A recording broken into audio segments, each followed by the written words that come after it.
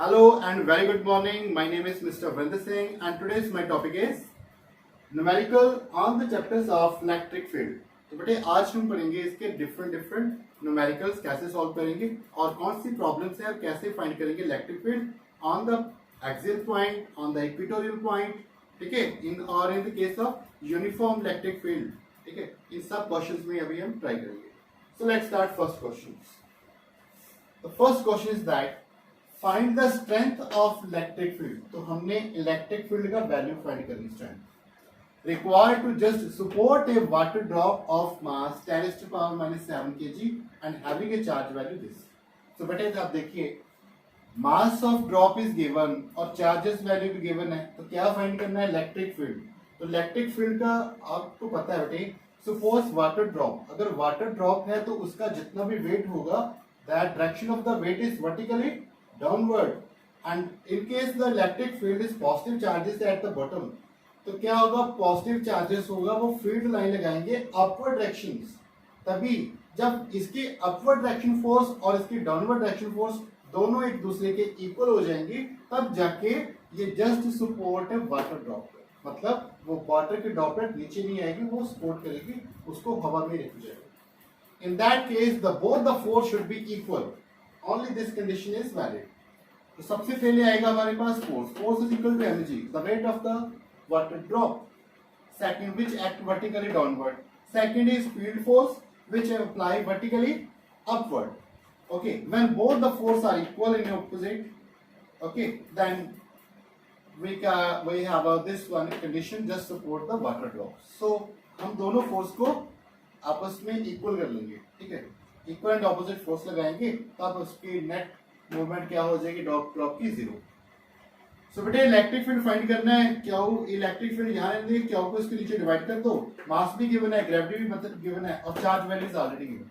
सो इसको आगे हम सॉल्व सिंपली करके वैल्यू आ जाएगा 6.1 into 10⁻12 न्यूटन कूलम इनवर्स. ठीक है बेटे. तो ये था आपका question number first. Let's try question number second. एक और क्वेश्चन है जो एग्जाम में अक्सर आपको आ जाता है, दैट इज 2 पॉइंट चार्जेस. एक है पॉजिटिव चार्जेस, एक दूसरा सेकंड भी पॉजिटिव है, दोनों ही पॉजिटिव है. Are separated by distance of 2 metre. दोनों charges are separated by distance of 2 metre, ठीक है. And find the point on the line joining them at which the electric field is 0. कहते हैं कि ये दो पॉइंट है, दोनों के दोनों पॉजिटिव दिए हैं आपको ए और बी के ऊपर. तो इनके बीच में ऐसा कौन सा पॉइंट है जहां पर दोनों का इलेक्ट्रिक फील्ड स्ट्रेंथ कितना आएगा? 0. तो इलेक्ट्रिक फील्ड स्ट्रेंथ 0 कहां पे आएगा? Let's see. Both charges are separated by total distance is 2 metre. आपको पता है यहां पे चार्जेस का वैल्यू है 20 और यहां पे वैल्यू कितनी है 5. तो इसका मतलब 20 की फोर्स जो होगी वो इस तरफ की डायरेक्शन में from right to left is more. क्योंकि चार्जेस ज्यादा है तो फोर्स का वैल्यू इसका ज्यादा होगा. यहाँ पे चार्जेस कम है, फोर्स का वैल्यू कम है, लेकिन बहुत पॉजिटिव है. इसकी जो चार्जेस ए पे है, ए फोर्स फील्ड लगाएगा अलोंग दिस डायरेक्शन. हमको पता है पॉजिटिव चार्जेस में से आउटवर्ड डायरेक्शन में फील्ड लाइन जो होगी वो बाहर अप्लाई करती है फोर्स. तो चार्जेस ए पे जो चार्जेस होगा उसकी जो इलेक्ट्रिक फील्ड आएगी वो होगी E1. जो चार्जेस एट बी लगाएगा electric field that is long right to left which is E2. हमको पता है इसकी चार्जेस ज्यादा है, इसलिए इसकी फोर्स 5 से ज्यादा होगी. ज्यादा होगी तो सेंटर से थोड़ा सा इस साइड पे कोई ना कोई पॉइंट होगा. Let 0. Let this distance from A का वैल्यू, इसका डिस्टेंस कितना है हमको नहीं पता. Let it suppose it be x. अगर ये डिस्टेंस ए से इस पॉइंट का डिस्टेंस x है तो बाकी का डिस्टेंस कितना बचेगा? 2 - x. ठीक है. तो अब हम फाइंड करेंगे इलेक्ट्रिक फील्ड E1 E2. अब दोनों को इक्वल में हम कंपेयर कर लेंगे, ठीक है. तो हम फाइंड करेंगे बाद में इसका पॉइंट, मतलब x का वैल्यू फाइंड आउट करेंगे. चलिए. Electric field is 0 if E1 E2 are equal and in opposite direction. ऐसा पॉइंट जहां पे इलेक्ट्रिक फील्ड E1 और E2 दोनों इक्वल एंड ऑपोजिट फोर्स लगाएंगे, वहां पर आपको पॉइंट मिलेगा. इलेक्ट्रिक फील्ड की वैल्यू कितनी आएगी? 0 आएगी, ठीक है. तो E1 is equal to E2. If E1 का वैल्यू क्या आएगा बेटे? इलेक्ट्रिक फील्ड अगर हमने E1 की निकालनी हो तो इलेक्ट्रिक फील्ड का फॉर्मूला क्या होता है? k into charge upon distance square. तो चार्ज कितना है E1 के ऊपर, चार्ज है दिस अपॉन डिस्टेंस स्क्वायर। इसका इस पॉइंट से कितना डिस्टेंस है x, तो x का बन जाएगा square 5 into 10 to power minus 19 upon x square is equal to 1/4 silent out. तो इसका भी charge upon distance square. x का वैल्यू 2 में से माइनस कर दो, बच जाएगा 2 माइनस x।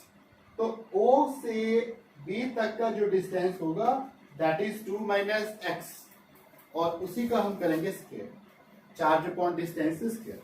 सिमिलर जो टर्म्स होंगी वो क्या हो जाएंगी, कैंसिल हो जाएंगी। ये 5 है, ये 20 है, ये भी कैंसिल हो गया, कितना आ गया 4 आ गया। तो क्रॉस मल्टीप्लाई कर देंगे बेटे, ये x स्क्वायर उधर मल्टीप्लाई कर दो, इसको इधर मल्टीप्लाई कर दो, तो वैल्यू आ गई 4x स्क्वायर है। तो इसका स्क्वायरिंग करना हो तो हम इसको 2x स्क्वायर भी कर सकते हैं।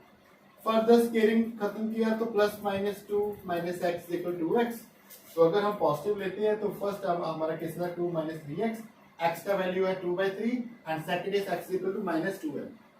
तो बेटे x का डिस्टेंस कभी भी माइनस में नहीं हो सकता, ठीक है। तो दिस इज नॉट वैलिड, तो ये वैलिड नहीं होगा, तो हमारा ये रिजल्ट जो होगा वैल्यू आएगा। This is the distance x is equal to 2/3 metre, ठीक है, फ्रॉम चार्जेस Q1।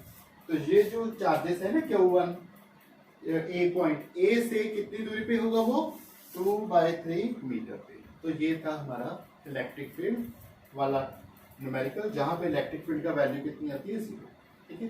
एक और क्वेश्चन ट्राई करते हैं। Electric dipole when held at 30 degree with respect to uniform electric field of 10⁻³ Newton per coulomb and dipole moment is given 4 into 10⁻⁵ coulomb. Find the torque experienced by it. अब हमने torque का value find करना। जब भी torque हमने find करना है on the electric dipole movement placed in uniform electric field, तो हमने अभी अभी ये टॉपिक किया है। टॉर्क का वैल्यू क्या होता है, dipole movement into electric field into sine theta. तो सबसे पहले ये वैल्यू नोट कर लेंगे। हमने टॉर्क फाइंड करना है, तो वैल्यू थीटा की हमें दी है ऑलरेडी 30 डिग्री। तो substituting the value into this formula that we have sin 30 कितना होता है 1/2। 1/2 है तो 2 से 4 कैंसिल हो गया, तो ये वैल्यू आ जाएगा इसका 2 into 10⁻⁻8 newton metre. So this is the value of the torque, ठीक है। तो ये थे हमारे कुछ numericals. Let's write some more numericals. तो चलिए नेक्स्ट शुरू करते हैं। नेक्स्ट के दो very important numericals. So let's start. हमारे पास एक वेरी इंपॉर्टेंट क्वेश्चन है, that is you have given a figure.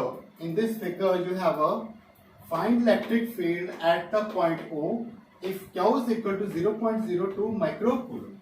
तो बेटे आपको एक स्केल फॉर्म में गिवन है 4 चार्जेस, जिसका A, B और C, D पे चार्जेस कितना है -2 Q +2 Q, C पे है माइनस चार्जेस और D पे है पॉजिटिव।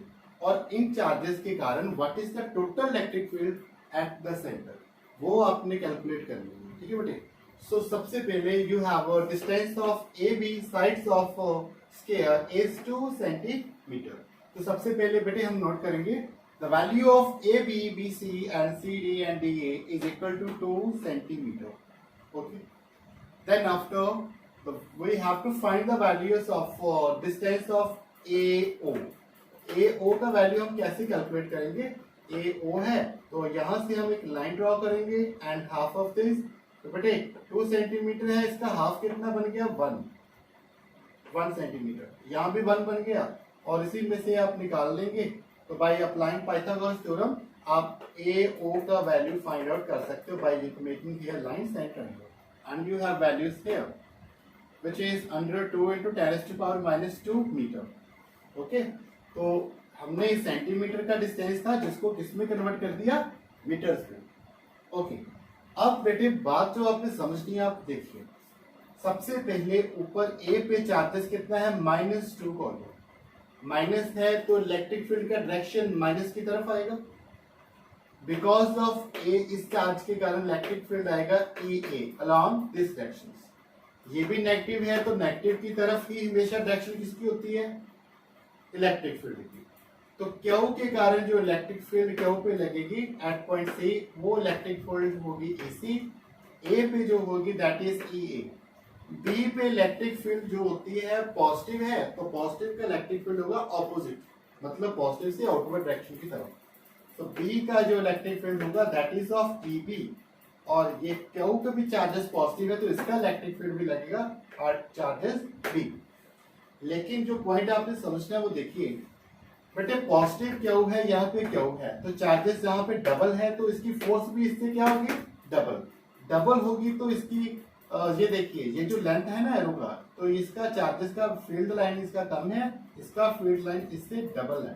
डबल है तो अप्रोक्सीमेटली देखिए ज्यादा फील्ड लाइन लगेगी यहाँ पे कि टू पॉजिटिव चार्जेस का फील्ड जो फोर्स लगाएगी at point O is double as compare to this charges. तो इसकी फील्ड जो स्ट्रेंथ होगी बी की वो ज्यादा होगी। सिमिलरली जो फील्ड लगाएगा ना -2, माइनस और positive just for direction, but the magnitude value is, इसकी एक भी ऊपर जो चार्जेस है उसकी वैल्यू ज्यादा है। सी पे है चार्जेस 1 और ए पे चार्जेस है डबल, तो इसकी electric field along this direction is more as compare to this. तो इसकी इलेक्ट्रिक फील्ड स्मॉल होगी और इसकी इलेक्ट्रिक फील्ड ज्यादा एट पॉइंट ओ। अब हम फाइंड करेंगे इलेक्ट्रिक फील्ड, ये चारों की चारों इलेक्ट्रिक फील्ड हम फाइंड करेंगे। इलेक्ट्रिक फील्ड का फॉर्मूला क्या होता है, चार्ज अपॉन डिस्टेंस स्क्वायर। तो के हम साथ में लेते हैं। So let's find the value of E A B C D are. सबसे पहले इलेक्ट्रिक फील्ड ई ए 1/4 और चार्ज कितना है, ए के ऊपर चार्ज कितना है, 2 चार्जेस। तो हम मैग्नीट्यूड में वैल्यू सारी कैलकुलेट कर रहे हैं। हमारे पास आ गया 2 कॉलम 2 चार्जेस आ गया अपॉन डिस्टेंस स्क्वायर। तो ए ओ का डिस्टेंस कितना था, इसका स्क्वायर रूट किया तो वैल्यू कितना आ गया, 2 × 10⁻⁻⁴ -4 ऊपर गया तो वैल्यू आ गया क्या अपॉन 10⁻⁴। 2 से 2 क्या हो गया, कैंसिल। अब इलेक्ट्रिक फील्ड फाइंड करेंगे बी। बी का जो इलेक्ट्रिक फील्ड होगा बेटे उसका भी देखो, बी के ऊपर चार्जेस भी डबल है, तो चार्जेस है तो सेम डिस्टेंस है, चार्जेस भी सेम है, तो जितना इलेक्ट्रिक फील्ड ए पे आया था उतना ही बी पे आएगा। तो बी पे भी इलेक्ट्रिक फील्ड आपका ये वाली बी के आ गई। नेक्स्ट आएगा सी, इलेक्ट्रिक फील्ड ड्यू टू सी। इस पे चार्ज है 1, चार्जेस है single Q and distance Q upon distance, तो ये वैल्यू बन जाएगा, इसका स्क्वायर बनेगा 2 अपॉन 10⁻⁻10⁴। तो electric field at point C और डी ये भी सेम आएगा क्योंकि चार्जेस सेम है, चार्जेस सेम है, डिस्टेंस सेम है, तो इलेक्ट्रिक फील्ड का वैल्यू भी सेम है। अब आप एक चीज और देखिए, 0 के ऊपर इलेक्ट्रिक फील्ड ज्यादा किसका लग रहा था, एक तो था ई ए का और दूसरा किसका था, ई बी का। तो बेटे ज्यादा नेट इलेक्ट्रिक फील्ड इसके कारण लग रहा है, एक ई ए के कारण और एक ई बी के कारण।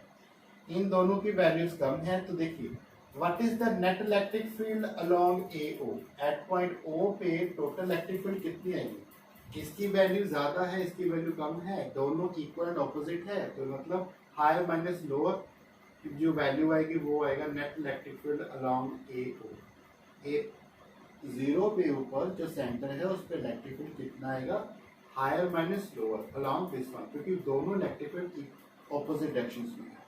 तो ई ए माइनस ई सी, क्योंकि ई ए का वैल्यू ज्यादा है, ई सी का वैल्यू कम है, तो हमारे पास आएगा net electric field along A ओ ए, इसको नाम देंगे हम E1, इसकी वैल्यू आएगी ई ए माइनस ई सी, माइनस करने के बाद हमारे पास ये वैल्यू बन गई।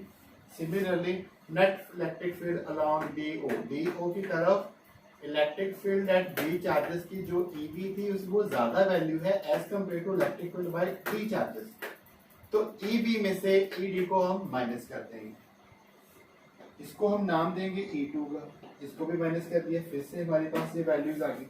अब हमें पता है ये दोनों वैल्यूज आ गई, तो दोनों का वैल्यू जो E1 E2 है, इसका मतलब resultant electric field along this direction कितना है, resultant electric field at point O, तो टोटल यहाँ पे कितना लग रहा है इलेक्ट्रिक फील्ड, इन दोनों का रिजल्टेंट लग जाएगा along this direction, along this direction लगेगा। Then what happened, resultant electric field at O is, दोनों का रिजल्टेंट वाला फॉर्मूला लगा दो, रिजल्टेंट निकाल के लास्ट में आपका वैल्यू आ जाएगा, ठीक है बेटे।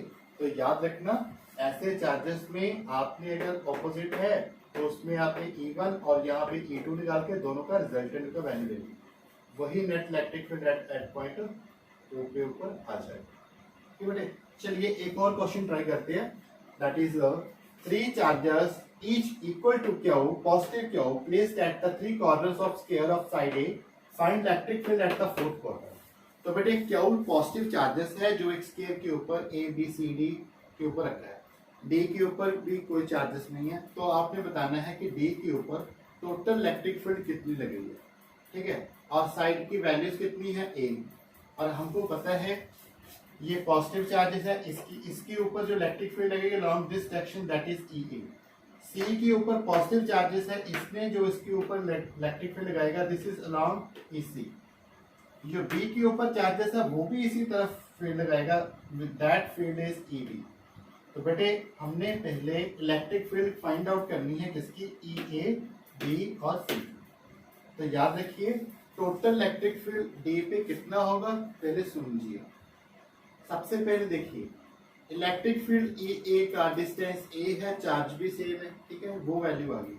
जो ई सी का है उसका भी डिस्टेंस सेम है और चार्ज भी सेम है, ठीक है, तो इसका मतलब डिस्टेंस सेम है, चार्जेस सेम है, तो दोनों का इलेक्ट्रिक फील्ड का वैल्यू क्या आएगा, सेम, ठीक है, दोनों का वैल्यू सेम आएगा। और इसका डिस्टेंस जो होगा वो हम बाय पाइथागोरस थ्योरम लगा के कैलकुलेट कर सकते हैं।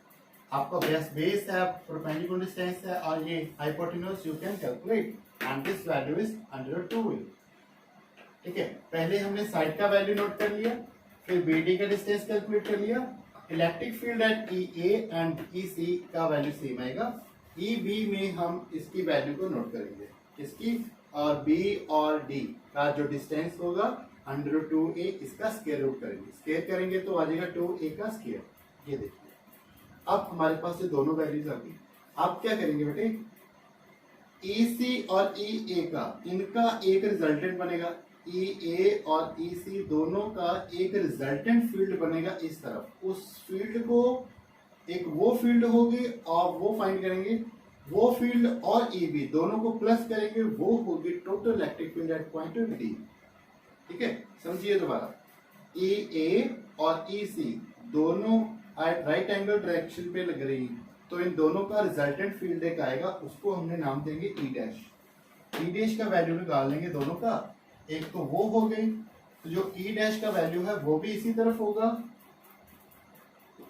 और एक जो फील्ड हमने EB निकाली वो, तो ये इसका मतलब रिजल्टेंट में दो फील्ड लग रही हैं, EA और EC का रिजल्टेंट और EB दोनों को हम ऐड अप कर देंगे बाद में, जो वैल्यूज आएगी दैट इज आवर, ठीक है। तो ऐसे ऐसे क्वेश्चन है बेटे, आपने ट्राई करने, आपकी बुक में बहुत सारे क्वेश्चन इसके रिलेटेड दिए हुए हैं, ठीक है बेटे। So next time will try next topic. Thank you.